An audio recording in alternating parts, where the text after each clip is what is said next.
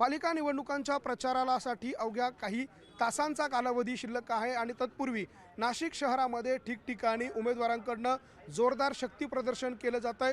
कुठं रॅली काढली जाते तर कुठे प्रचार सभा घेतल्या जात आहे।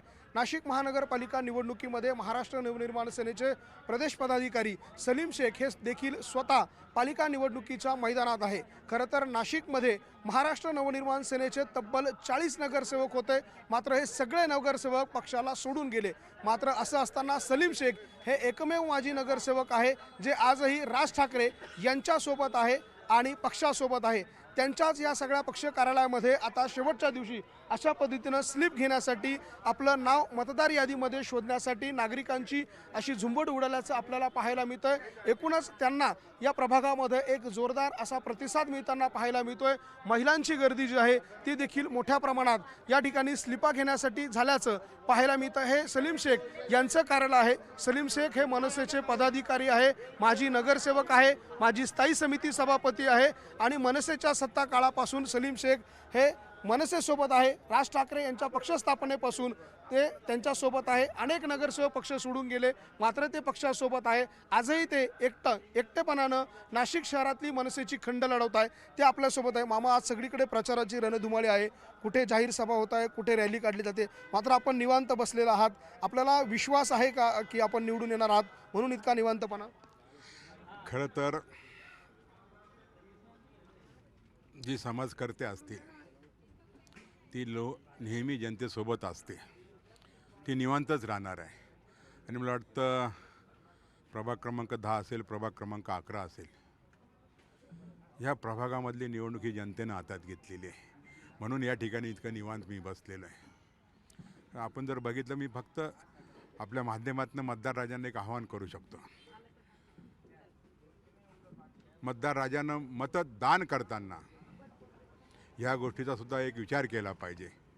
समाजातली चांगली चांगली लोक ही पुढे आली पाहिजे, समाजामध्ये नेहमी वावरत असतात अशा व्यक्तीला मतदान केलं पाहिजे। आणि मला वाटतं जे गुन्हेगारी वृत्तीचे लोक असतील यांना जनतेनं बाजू ठेवलं पाहिजे। आपल्या प्रभागामध्ये जातीवाद केला जातोय, धार्मिक वाद केला जातोय, याचा परिणाम आपल्यावर होईल असं वाटतं का आपल्याला? अनेक वर्षापासून आपण जर बघितलं, सर्व याच्यामध्ये, सर्व भागामध्ये सर्व धर्म समभाव, सलीम मामा एकच नाव। आणि मला वाटतं विरोधक हा मुद्दा उपस्थित करताय, आणि जसा हा मुद्दा ते उपस्थित करतील तर तशी जनता ही सलीम मामासोबत जोडल्या जाणार आहे।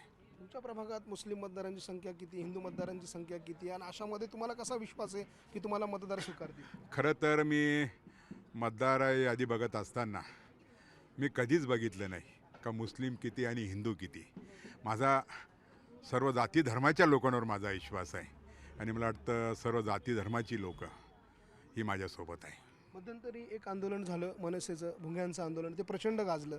या आंदोलनामध्ये आपण पक्षासोबत राहिला आणि विशेषतः संविधानाची बाजू घेतली। त्यावेळेला आपल्याला आपल्या धर्मातल्या लोकांनी टार्गेट केलं, तुम्हाला अडचणीत आणण्याचा प्रयत्न केला। त्यावेळेला आपण एक मुस्लिम जरी असले तरी हिंदू म्हणून भूमिका मांडत गेले, संविधानिक भूमिका मांडत गेले। त्याचा फटका या निवडणुकीत तुम्हाला बसेल याचा विचार तुम्ही केला होता का? आज त्या सगळ्याचा काही परिणाम जाणवतोय का?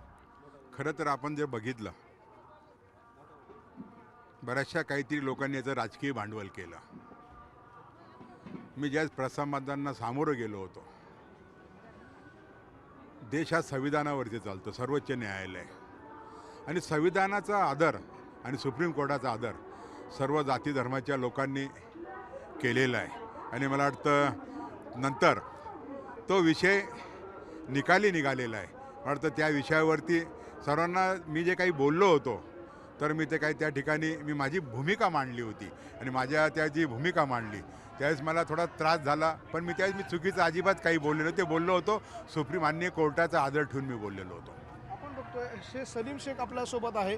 खरं तर नाशिक महानगरपालिकेचा यांचा तो प्रभाग आहे, हा प्रभाग क्रमांक 10 आहे, आणि या प्रभाग क्रमांक 10 मध्ये जवळपास 98 ते 97, 10 आणि 11 ह्या दोन प्रभागांमध्ये ते उमेदवारी अर्थात त्यांच्या पत्नी 10 मधून करताय, आणि ते स्वतः ज्या प्रभागातून उमेदवारी करताय तो प्रभाग क्रमांक आहे 11। या प्रभागामध्ये जवळपास 97 ते 98% मतदार हा हिंदू बहुल आहे। मात्र असं असताना देखील आजवर तब्बल 3 टर्म त्यांना या भागातल्या लोकांनी कुठलाही धर्म कुठलीही जात न बघता केवळ कामाच्या जोरावर निवडून दिलेला आहे. मग ती आरोग्यसेवा असो, ती जनसेवा असो, नागरिकांचे मूलभूत प्रश्न असेल, अशा सगळ्या प्रश्नांसाठी धावून जाणारे सलीम शेख यांना जनतेने जात धर्म याच्या पलीकडे जाऊन स्वीकारलेलं आहे. आणि त्यामुळे या निवडणुकीत देखील सलीम शेख जे राज ठाकरेंचे शिलेदार ओळखले जातात, त्या सलीम शेख यांना मनसेच्या शिलेदाराला आणि विशेषतः राज ठाकरेंच्या या शिलेदाराला नाशिकच्या या प्रभाग क्रमांक 11 मधील मतदार स्वीकारतील असा आशावाद त्यांनी व्यक्त केला आहे.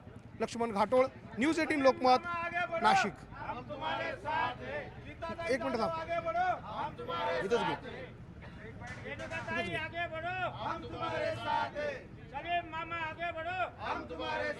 न्यूज 18 मराठी, नाशिक.